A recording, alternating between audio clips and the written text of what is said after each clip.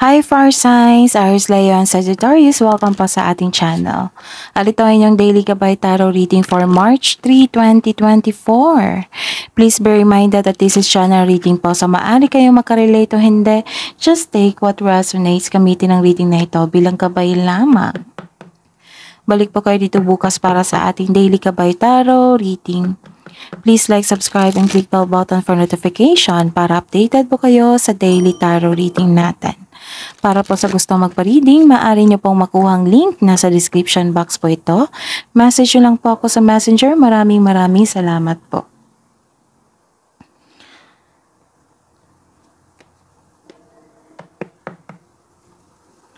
Spirit's Guide, ano po ang ganap sa araw na ito para po kay Aries, Leon, Sagittarius? Okay.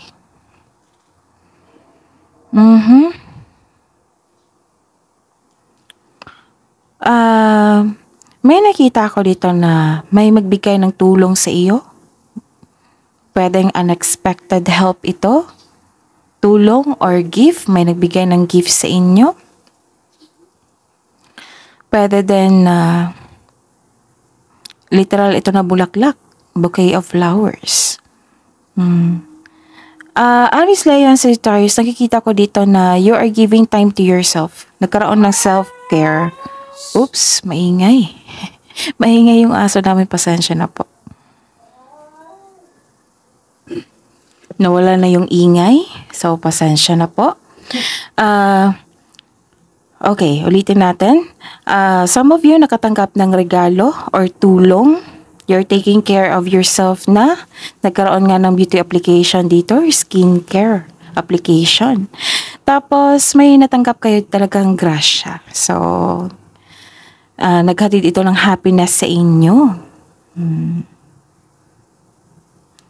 Some of you naka-receive ng compliment, nakikita ko dito. Ayun.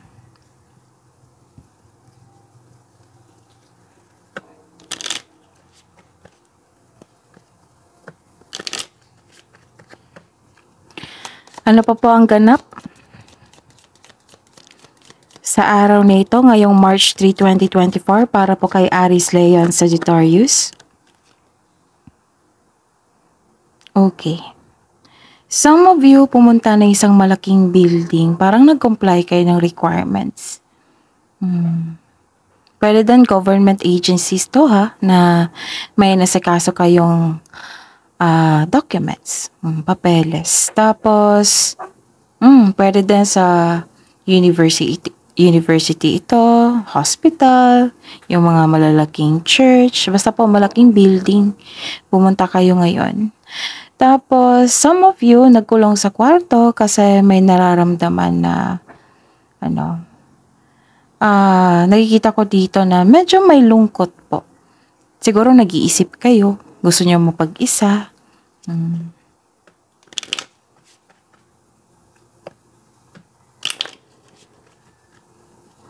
Ano pa po ang ganap sa araw na ito? Ngayong March 3, 2024 para po kay Aries, Leon, Sagittarius. Oh, may travel.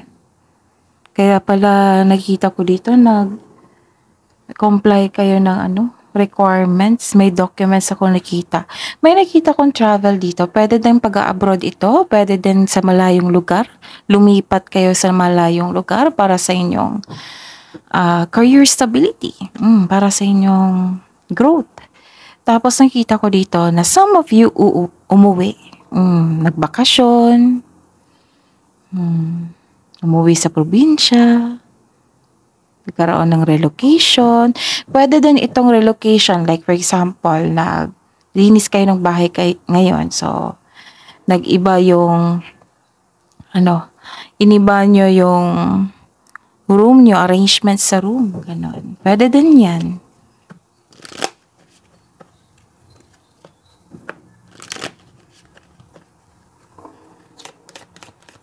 Ano po ang mensahe para kay Aries, Leon, Sagittarius ngayong March 3, 2024?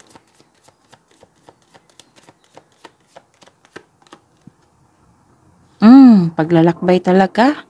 May bagong simula, new cycles sa inyong buhay. Take a leap of faith. Saan ba kayo pupunta? Aries, Leo, Sagittarius. Ano pa po ang mensahe?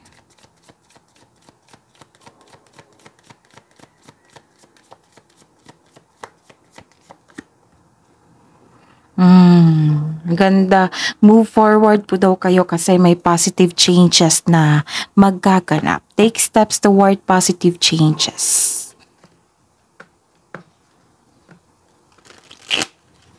Para po kay Aries, Leo, and Sagittarius ngayong March 3, 2024. Ano po ang energy ni Aries, Leo, and Sagittarius ngayong March 3, 2024? Energy po nila, Spirit's Guide. Pasensya na po, maingay yung aso namin.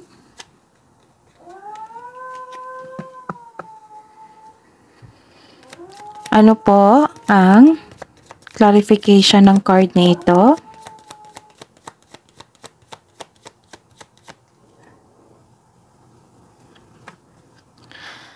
Career and money. Career and money po ni Aries, Leo, and Sagittarius ngayong March 3, 2024. Clarification po sa card na ito.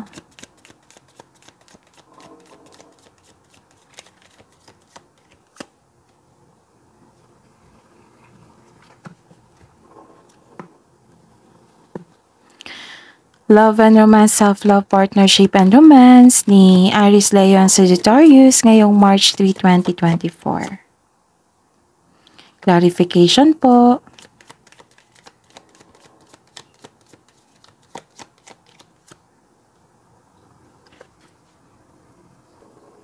By the way, Aries, Leo, and Sagittarius, please visit our channel po. May bago po tayong upload, monthly gabay tarot reading nyo po. March 2024.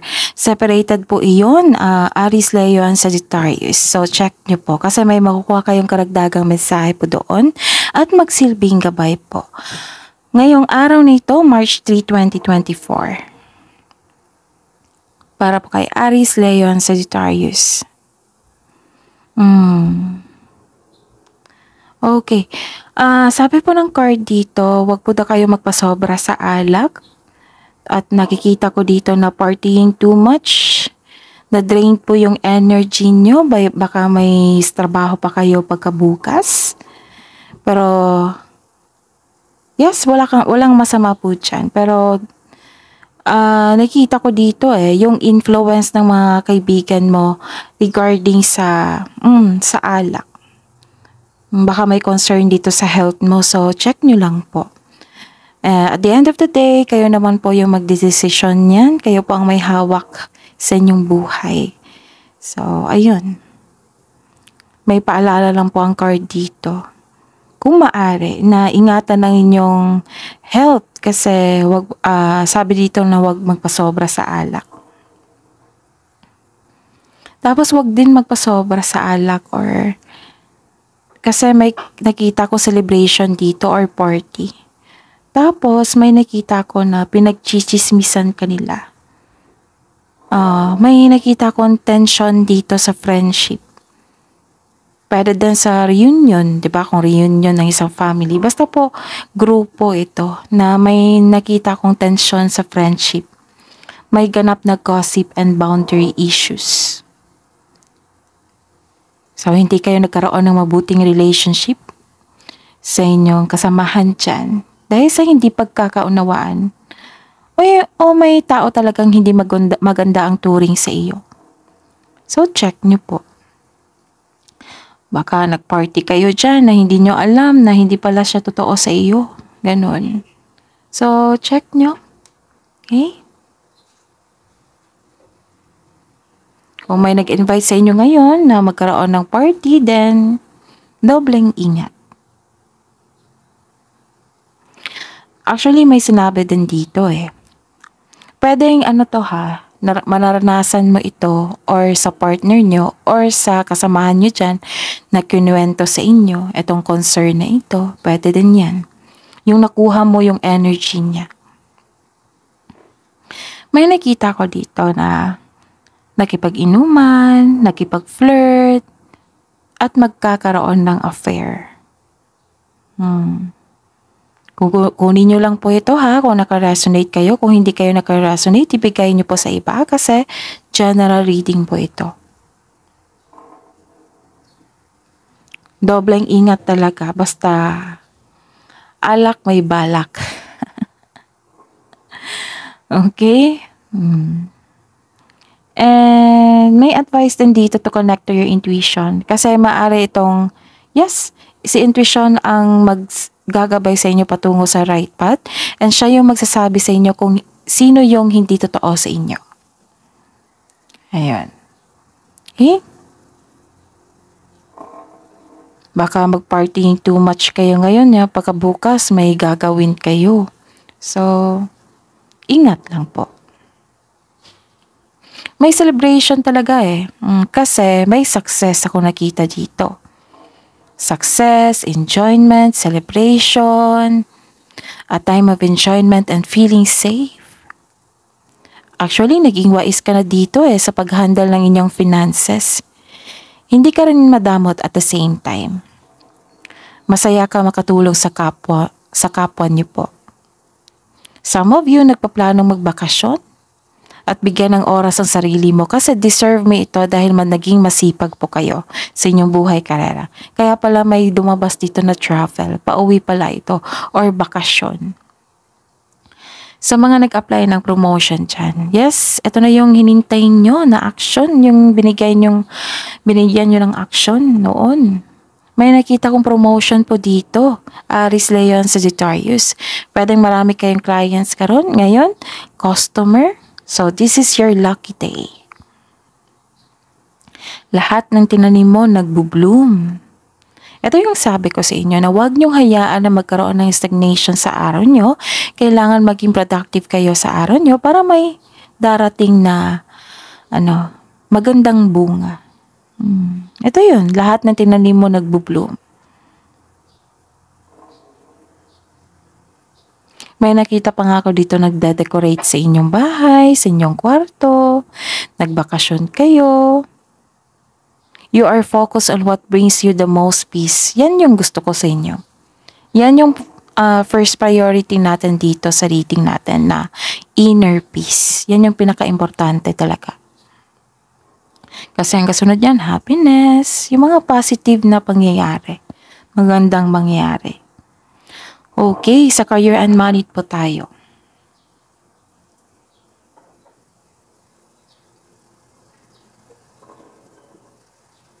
So, inom muna ako ng tubig. Saglitan po.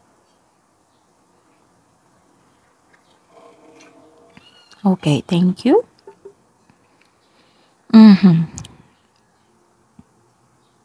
May self-protection dito sa career and money niyo po. Check natin Take time po kayo at magkaroon ng matibay na plano bago ka pumasok sa career o negosyo.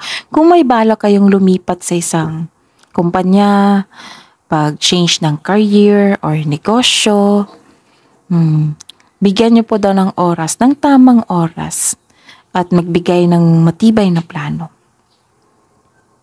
Kasi nakikita ko dito na may hesitation pa kayo So, kailangan talaga ng matibay na plano para maging confident enough kayo sa pagbigay ng aksyon.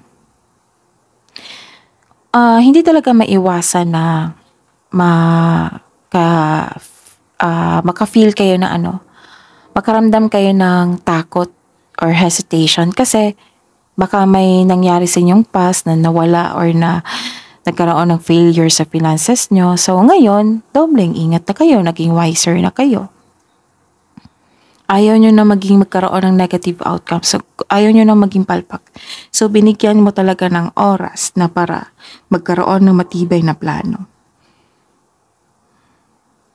Sabi po ng card dito na, this card asks you to don't hesitate. Don't hesitate too long. Listen to your intuition and choose options that make sense on a gut level. So, wag niyong pahabain. Like for example, nag-iisip kayo ngayon, puro pag-iisip, wala nang wala nang plano. Kasi kailangan na ng action dito eh. So, take a move. Huwag kayong mag-hesitate. And listen to your intuition also kasi ito yung makatulong sa inyo para mabuo yung maganda at matibay na plano. Yes, magkakaroon talaga ng gather information. So, take time talaga. Pero don't hesitate too long. Huwag mag-isip ng sobrang haba ng oras kasi kakain yan eh. Kakain yan ng oras. Okay? So, before gumawa ng plano, make a timeline. Ngayong umaga na ito, mag-gather ako ng information, ganito. Then, 1 to 5 p.m., mag-iisip ako at magpaplano. Then, 6 to 8 p.m., mabuo ko na yung plano. Example yan ha. Iba-iba naman tayo ng process niyan, ng strategy. And the clarification po.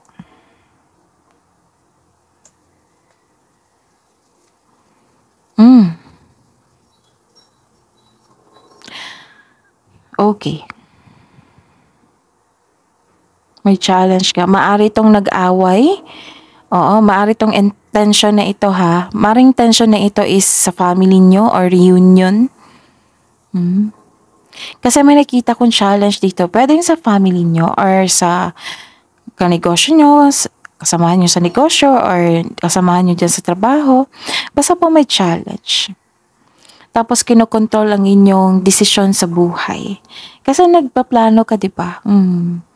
Siguro nag-share ka sa kanila regarding sa inyong thoughts, sa inyong plano. Then,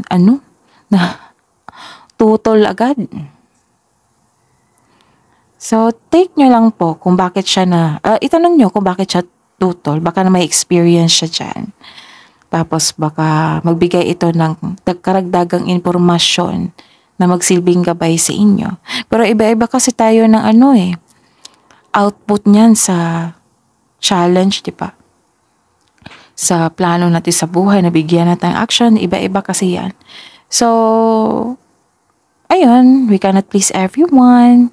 Kahit parents pa natin yan or kasamahan dyan sa bahay.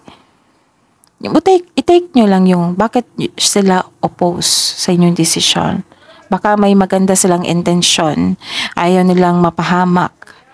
Ayaw kanilang magkaroon ng negative results. Ganon. Kasi may na-experience na ganito. Pwede mo naman kunin nyo yan as a part sa inyong plan na, ganito ang ginawa niya. Tapos, ito ang result. Baka may another strategy kayo. Diba? Dagdag kaalaman din yan. May nakita rin ako dito, Aries, Leo, and Sagittarius, na conflict over property. Baka ito yun, inasikaso nyo sa isang malaking building. Pasensya na po sa ingay, focus po kayo sa akin ha, para may makuha kayong mensahe po. Okay. Diba pinag-isipan, some of you pinag-isipan nyo na mag-transfer sa ibang lugar, magkaroon ng relocation. And some of you, hindi, sapat yung confident. May nararamdaman din kayong takot. Remember, if you move out sa comfort zone, andun po yung challenges and success. Andun po yung growth. Diba? Ito na yon. Lumabas na naman yung secret affair. Maaring sa trabaho to eh. So, dobling ingat po. May ilan sa inyo nag-take advantage po sa inyong kabaitan. So, mag-ingat talaga sa taong mapanilang at pagnanakaw. Andito po siya. So, 2 card po ang nagsabi dito. Okay? Ano pa?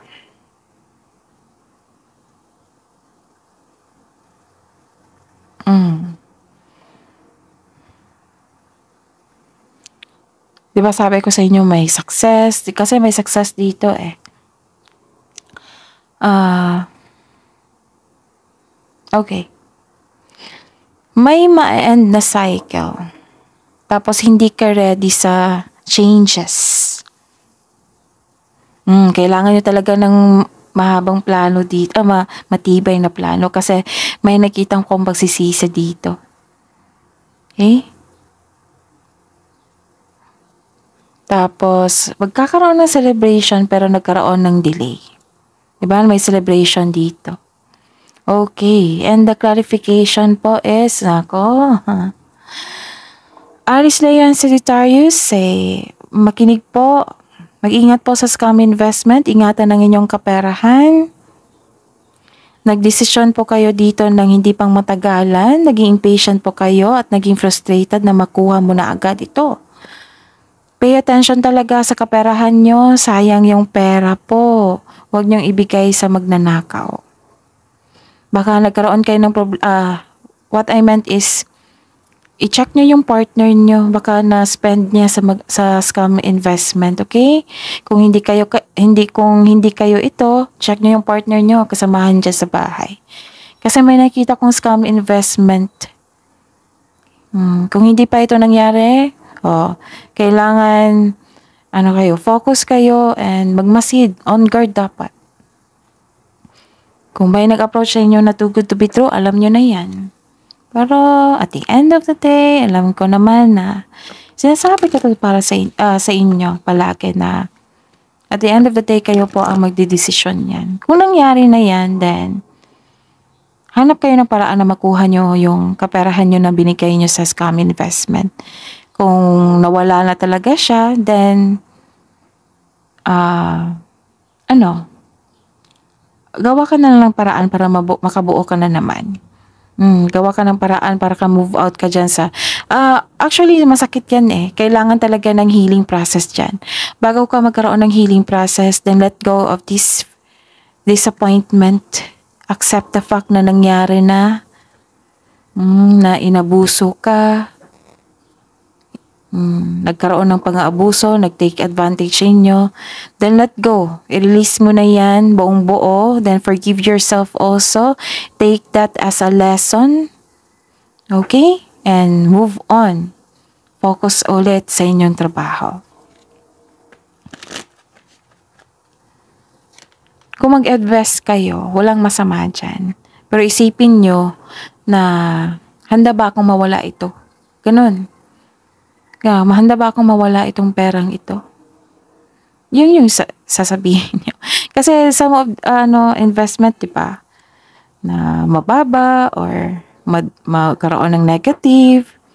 Depende yan sa ano yung papasukin yung investment. Pero, consider that is an investment na maging invisible para hindi masakit. Kung para hindi masyadong masakit, huwag kayong mag-release ng sobrang laki. Kasi sayang din naman eh. So remember depende yan. Depende yan sa sitwasyon natin. Basta po mag-ingat po sa kanya.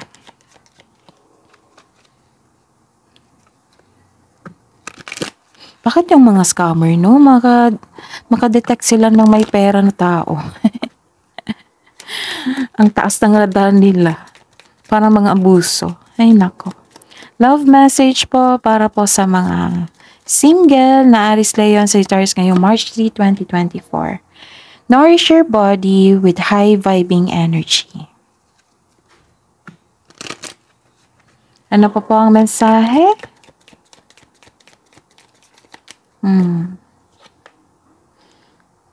Embrace your inner self.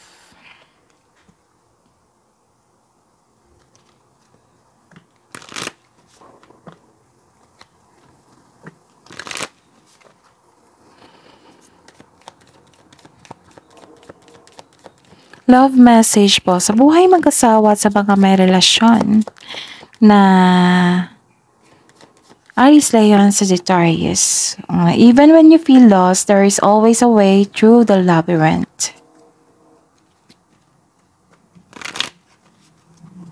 Ano pa po ang mensahe?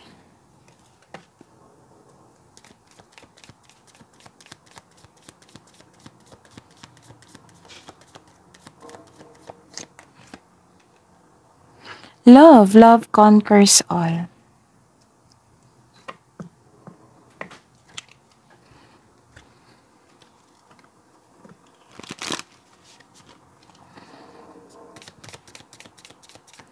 Love message.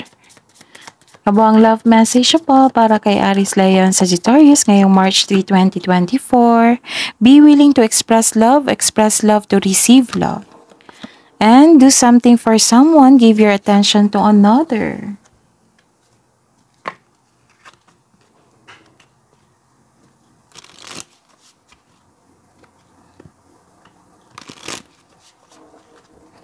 Wisdom message po para po kay Aries Leo Sagittarius ngayong March 3, 2024.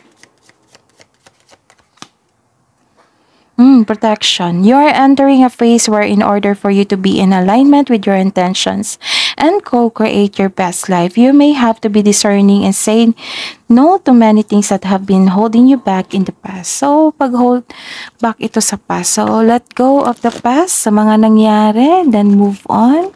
Alam kong mahirap yan, pero kailangan talaga. Kasi yung healing process is mas tagal.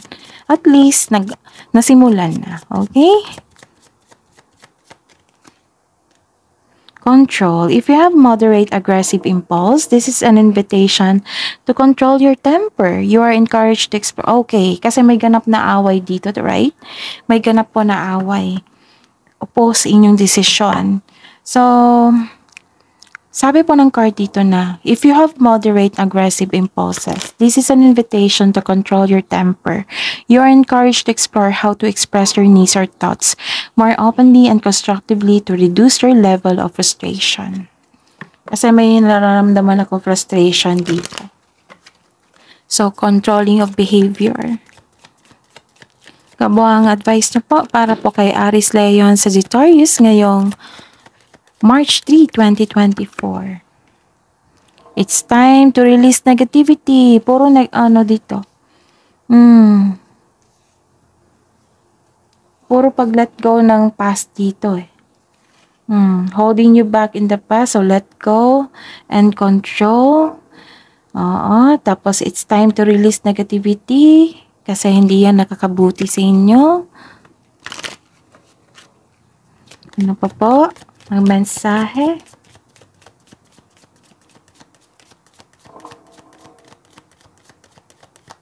Kung pwede, hindi na kayo magalit. Huwag kayong makipag-away sa iba.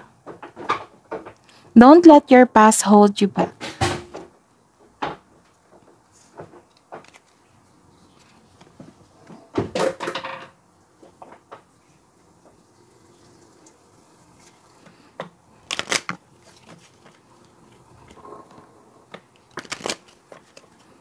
Spirits, guys, angels, archangels, guardian angels, mensahe nyo po para po kay Aries Leo Sagittarius ngayong March 3, 2024.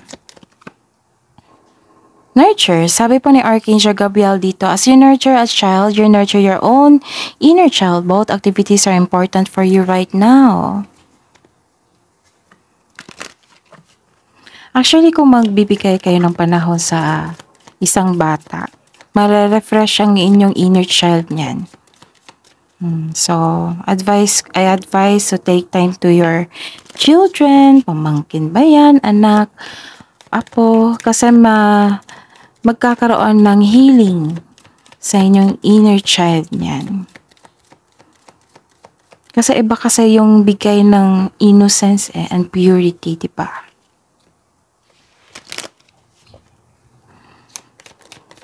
Ano pa ang mensahe?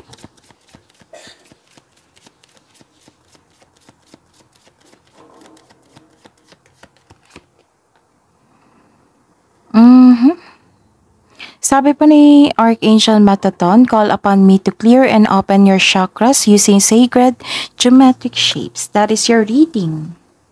That is your reading, Aries Leo Sagittarius for today. March 3, 2024, please like, subscribe, and click bell button for notification para updated po kayo sa daily tarot reading natin. Maraming salamat po.